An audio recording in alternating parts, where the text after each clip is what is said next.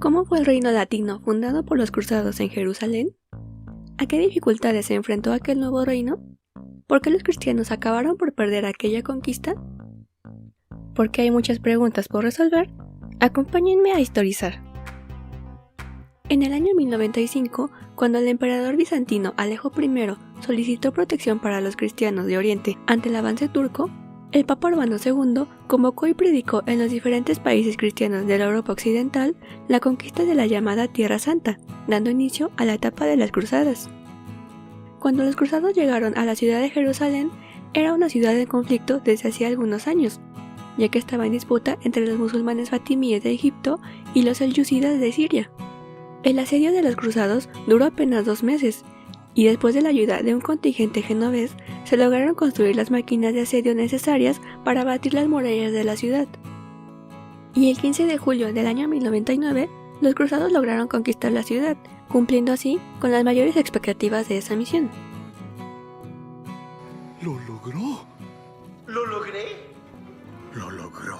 ¡Lo logró, señor! ¡Lo logré! ¡Lo logró! ¡Lo logré! El primer rey efectivo de Jerusalén fue Balduino, bajo quien se creó formalmente el reino latino de Jerusalén, y que adoptó totalmente el título de rey y portó la corona. Balduino parecía ser un buen gobernante. Él reconoció que la manera para mantener el poder en la región era promoviendo la solidaridad entre los líderes de la cruzada, y fue capaz de establecer alianzas y negociaciones tanto con los aliados como con los enemigos. Pero la situación política del área a principios del siglo XII era sumamente compleja. Casi todo el territorio que colindaba con el Imperio bizantino estaba ocupado por los musulmanes, y no era un territorio fácil de defender. Pero Balduino había elaborado una estrategia: proteger las fronteras del norte sometiendo a los gobernantes musulmanes que se encontraban en los territorios ahora cristianos, proteger el frente oriental logrando el control de las ciudades costeras y extender las fronteras del sur hasta el Mar Rojo, con lo que pretendía cortar el avance de las tropas fatimídas que pudieran acudir al auxilio de otros musulmanes. A eso se le llama estrategia. Al final de su gobierno había logrado todos sus propósitos, y con cada batalla que se ganaba y cada ciudad que era tomada, aumentaban las probabilidades de la supervivencia del reino de Jerusalén. Una de sus políticas más exitosas fue la de promover la mezcla de los diferentes grupos, llegando incluso a permitir el matrimonio entre musulmanes y cristianos. Pero su logro más importante lo consiguió en su lucha contra Egipto, en la que los egipcios fueron vencidos definitivamente. Aunque los siguientes monarcas de Jerusalén después de Balduino no pudieron replicar sus éxitos. Sin embargo, a pesar de todos los peligros y las fuerzas enemigas que lo rodeaban, el reino latino de Tierra Santa había sobrevivido 30 años. Las relaciones con el occidente continuaban siendo fuertes, y cada vez más peregrinos iban a visitarlo. Sin embargo, los primeros éxitos de los cruzados habían dependido del antagonismo que existía entre las potencias musulmanas de Siria y Palestina, y del hecho de que los musulmanes no consideraron al principio que los conquistadores habían llegado para quedarse. También a las primeras campañas habían ayudado mucho el entusiasmo religioso inicial y las primeras hazañas militares exitosas de los primeros cruzados. Algo que fue determinante fue la falta de guerreros cristianos a largo plazo, ya que buena parte de los cruzados que habían llegado y ayudado a la conquista de Jerusalén, al poco tiempo regresaron a sus países, sin realizar ninguna contribución al crecimiento o defensa de la ciudad recién conquistada. ¡Vámonos de aquí! Y también los cruzados perdieron la oportunidad de consolidar sus conquistas al no tomar rápidamente el control de importantes ciudades musulmanas como Damasco y Alepo. Por eso, en cuanto los musulmanes se recuperaron de la derrota inicial, la situación comenzó a cambiar en desventaja de los cruzados. Ahora que estaban conscientes del peligro de los occidentales, las potencias musulmanas estaban recuperando su unidad. El primer paso de este proceso sería el reconocimiento de que los verdaderos enemigos no eran los musulmanes que pensaban distinto a ellos, sino los extranjeros que habían venido a despojarlos de sus tierras. En aquellos momentos, lo que más necesitaban los musulmanes era un líder carismático, alguna figura heroica que pudiera unificarlos. Esa figura comenzó a formarse primero con Zengi, hijo del gobernador de Alepo, quien comenzó a realizar la unificación de los pueblos musulmanes. Ya llegó por quien lloraban, chiquitas.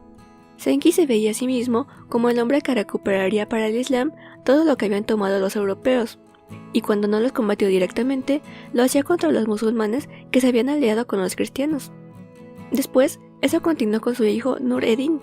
Con él la presencia del poder de los cristianos latinos comenzó a decaer mucho en la región, luego de que reconquistó la ciudad de Edesa en 1144.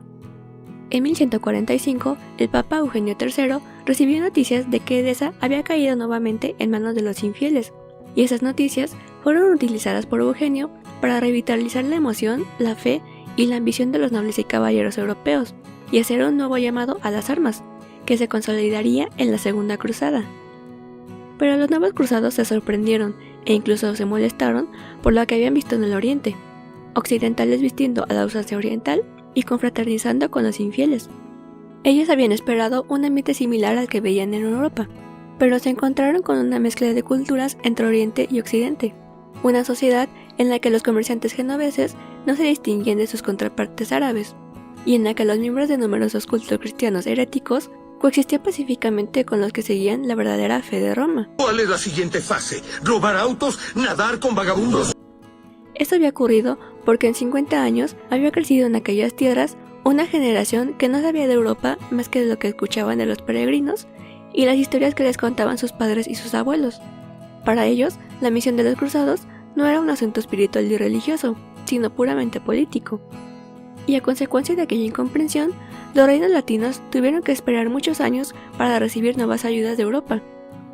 Nur ed-Din llegaría así a consolidar su poder, y pronto aparecería el hombre que asumiría un rol auténticamente heroico entre los islámicos, Saladino. Hacia 1170, la situación en ambos bandos era casi la misma, con una ausencia de liderazgo, aunque del lado musulmán ya se percibía el gran potencial de Saladino. Pero para los europeos la situación era más desesperada. El único heredero del trono cristiano tenía apenas 13 años, y había rivalidades en los asuntos políticos. En los siguientes años aumentó la presión de Saladino sobre los europeos. Desde 1175, Saladino fue sultán de Egipto, además de gobernante de la Siria musulmana. Con el poder tan grande y centralizado que tenía por sus cargos, Saladino se convertiría en la mayor amenaza a la que se enfrentaron los cruzados de Siria y Palestina. Esto se va a poner feo. Los recursos naturales y económicos de Egipto eran considerables, ya que el país, como el mayor productor de trigo, proveía de pan a toda la región, y gran parte de las mercancías que se transportaban desde la India y otras zonas de Oriente pasaban a Occidente a través de sus puertos. Y comparada con la del reino latino, su situación económica era muy superior. En muy poco tiempo, Saladino había conquistado todas las ciudades importantes de Palestina y Siria, y solo permanecían bajo control cristiano Antioquía, Trípoli y Tiro.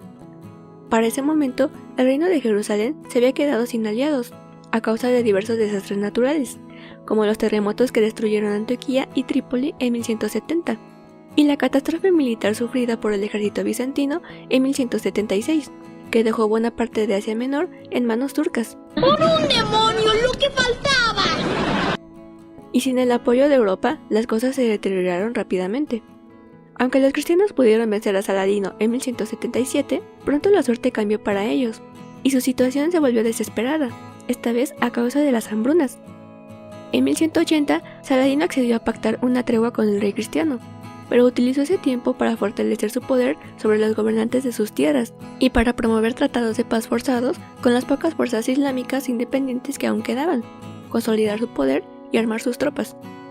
En 1187, el ejército de Saladino se encontró con las fuerzas combinadas de todas las ciudades latinas. Aquella batalla, que se realizó en la colina de Jatín, sería decisiva. Los cristianos fueron rodeados y sitiados, y fueron vencidos además por la sed y el hambre. De ahí en adelante, las victorias musulmanas se sucedieron una tras otra, y pudieron reconquistar buena parte del reino de Jerusalén. Pronto, el territorio ocupado por los europeos se restringió a las fortalezas aledañas, en donde se habían refugiado los cristianos de los alrededores. El gobierno cristiano de Jerusalén había durado solo un siglo, y había ahora caído en manos de un hombre tan poderoso que había sido capaz de unir a los musulmanes en contra de los extranjeros. Gracias por ver el video de hoy. Los espero en la próxima ocasión para seguir respondiendo más preguntas históricas. ¡Chao!